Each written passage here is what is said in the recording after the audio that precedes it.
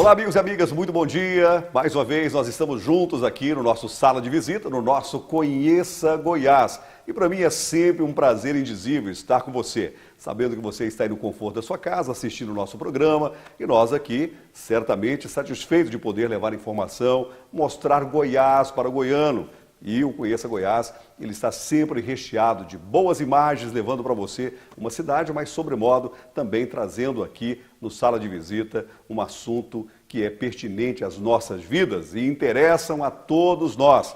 E hoje nós vamos falar sobre o Araújo Jorge. Esse hospital que é referência nacional, é goiano, é aqui em Goiânia e que atende pacientes de todos os lugares do Brasil.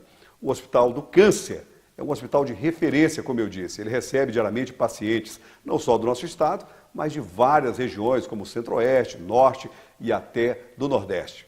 E ele é mantido pela Associação de Combate ao Câncer de Goiás. Não tem fins lucrativos. Ele sobrevive através de convênios com o Sistema Único de Saúde, o SUS, e também de doações feitas pela população. O hospital é muito importante, mas está enfrentando um grave problema que está interferindo, inclusive, no atendimento dos seus pacientes. E para falar sobre esse assunto, o nosso convidado de hoje, com muita honraria para nós aqui no nosso Sala de Visita, é o Dr. Paulo Moacir de Oliveira Campoli.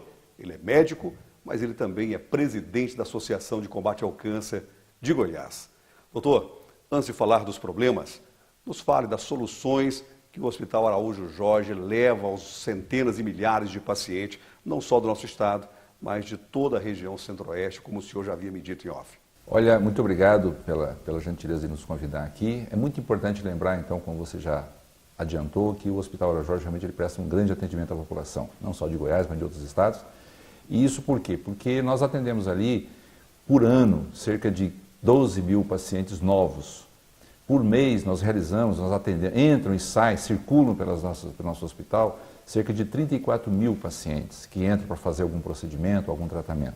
Então é um volume muito grande, são realizadas cerca de 1.000 cirurgias mês, é um número grande também. É um dos maiores hospitais de Goiânia, com certeza ele se equipara aos maiores hospitais. Tem um grande volume de atendimento e atendimento exclusivo a pacientes portadores de câncer. Obviamente, esse tratamento que ele faz, na sua grande maioria, é para pacientes do Sistema Único de Saúde, do SUS.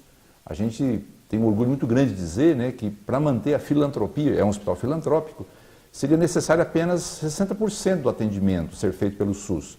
E a gente atende uma cifra de 85%, bem acima daquilo que é exigido para manter a filantropia. E isso é uma coisa que se orgulha muito, né, de poder manter sempre esse alto índice, né, de tratamento a pacientes do SUS. 85% dos pacientes, então, são atendidos via SUS. Nós somos sabedores que a tabela SUS, já há quase 17 anos, em alguns procedimentos não sofrem reajuste. Uma coisa que está muito em voga, a imprensa tem divulgado, e o senhor reiteradas vezes tem dito isso pelos meios de comunicação, que o transplante de medula óssea é talvez um dos grandes gargalos hoje do Araújo Jorge, que ele tem um custo aí de cerca de R$120 mil, no entanto, o SUS repassa aí cerca de 22 mil. Além desse procedimento, quais são os outros procedimentos que têm inviabilizado o atendimento do Araújo Jorge, doutor? Esse é um exemplo forte que a gente tem, né, que realmente representa assim, um gargalo muito grande. Quando o custo de um transplante de medula era da ordem de 40, 50, 60 mil reais, a gente conseguia, né, fazer os transplantes de medula mesmo recebendo apenas 23 mil reais do SUS. Hoje o custo de um procedimento deste de transplante de medula já chegou a cifras de 120 mil reais por procedimento, por paciente. Então ficou insustentável, né, manter essa grande diferença, né, já que a gente continua recebendo 23 mil reais. É isso que está acontecendo. Na verdade, esse é um exemplo de um setor bastante deficitário, né? Existem outros setores bastante deficitários também, como por exemplo a terapia intensiva, né, a UTI, o pronto-socorro também é bastante deficitário. A oncologia pediátrica, por incrível que pareça, ela também é bastante deficitária. Os valores que são repassados do SUS, eles são bem abaixo, né, do que de fato custa o tratamento das crianças. Agora nós temos também setores que são superavitários, lógico que temos. E pela natureza filantrópica da instituição, a administração ela cuida de contrabalancear setores que são superavitários, que dão lucro, portanto, com setores que são deficitários. Nós temos essa situação, nós sempre tivemos e sempre conseguimos equilibrar bem essa balança. Nos últimos 4 anos nós não tivemos problemas em relação a esse equilíbrio. Só que do ano passado para cá, 2015 para cá, com essa crise que se estabeleceu no país, né, essa crise econômica, com alta da inflação, alta dos custos, né, de uma maneira geral, alta do dólar, os nossos medicamentos são dolarizados, né, são muito boa parte são importados. Então, em razão dessa crise econômica que se abateu sobre o país, o hospital então passou a sofrer muito, porque os setores que são superavitários, que dão lucro, esse lucro ficou menor por conta do aumento do custo. E os setores que são deficitários, esse déficit aumentou muito. Então essa balança desequilibrou. E hoje nós temos um déficit mensal da ordem de 1,5 milhão. É um valor muito alto, é uma cifra muito alta. Muito bem, nós estamos falando aqui com o presidente da Associação de Combate ao Câncer de Goiás.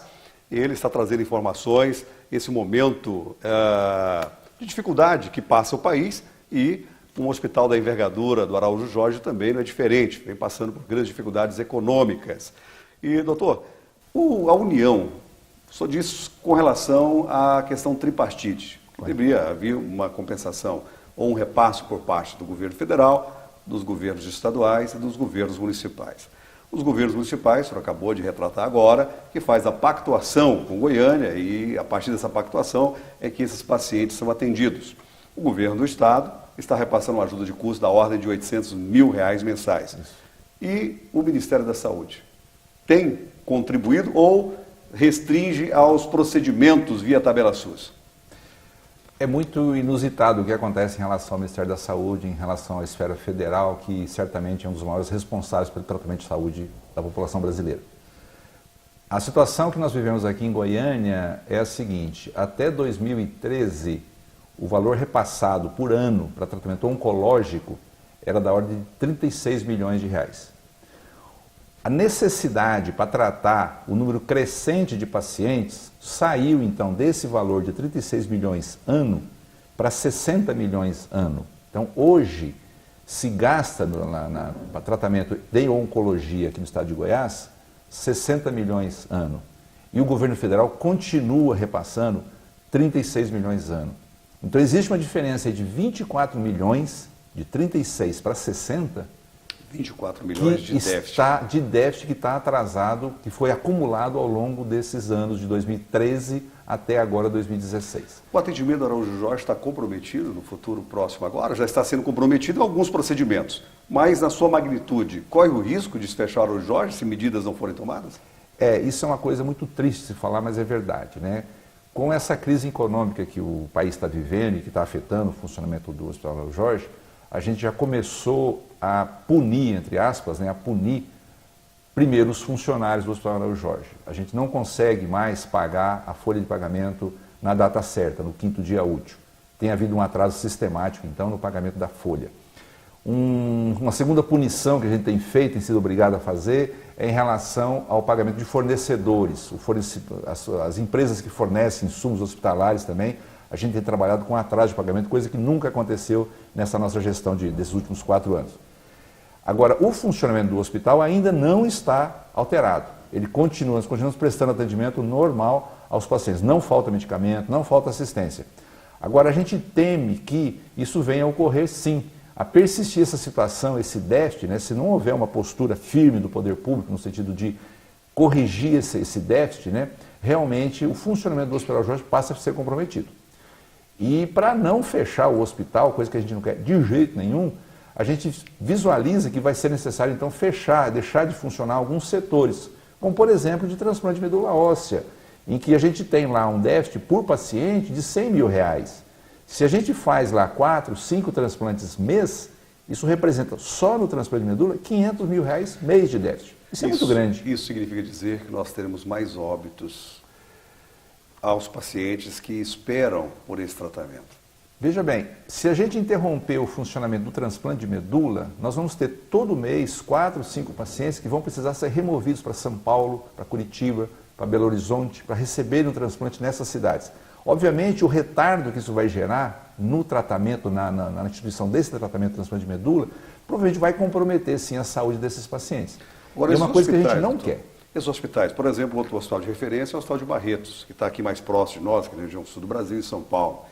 Quando esses pacientes eles saem aqui de Goiás para buscar esse atendimento, esses hospitais também hoje, também não está comprometido os seus atendimentos, ou seja, pelo número de paciente, isso também não vai dificultar esse tratamento lá? Com certeza. Barretos é uma ilha de exceção, né? Ali os recursos vêm direto do governo do estado, então é uma ilha de exceção. Mas as instituições filantrópicas do Brasil todo, particularmente as Santas Casas, né? Não só aqui de Goiânia, mas do Brasil todo, elas estão com sérios problemas financeiros, mas não é do ano passado para cá, não. Já há décadas que elas enfrentam esses problemas financeiros e não tem sido, a gente não tem visto, né, assim, uma atuação firme, né, das três esferas, federal, estadual e municipal, no sentido de corrigir essas inadequações financeiras que a gente convive com elas já há bastante tempo. O que fazer para mudar essa realidade?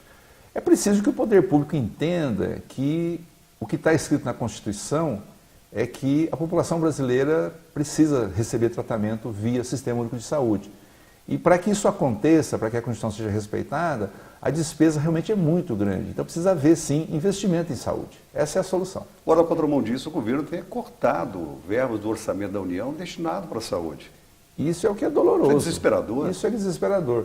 Não só tem cortado, ou tem mantido inalterado, em termos de não fazer reajuste, não acompanhar, né, o incremento de inflação dos custos, né? Então é muito perniciosa essa situação. Doutor, nosso tempo, infelizmente, se acabou. É um assunto bastante interessante, é um assunto que nós temos que tratar dele outras vezes, a fim de que a gente possa sensibilizar principalmente o poder público para mudar essa realidade. Eu quero agradecer imensamente o tempo dispensado aqui ao nosso programa. Muito obrigado por essa realidade. Aliás, muito obrigado pela sua presença aqui no nosso programa. Eu espero que essa realidade possa mudar em breve. E outra oportunidade, o senhor está falando aqui de números mais otimistas e mais auspiciosos aqui do Araújo Jorge. Não sou eu que agradeço. É o hospital que agradece, é a CCG que agradece, os pacientes, né, que são tratados aqui agradecem a oportunidade de poder vir aqui conversar contigo e apresentar a situação que vivemos lá. Muito obrigado.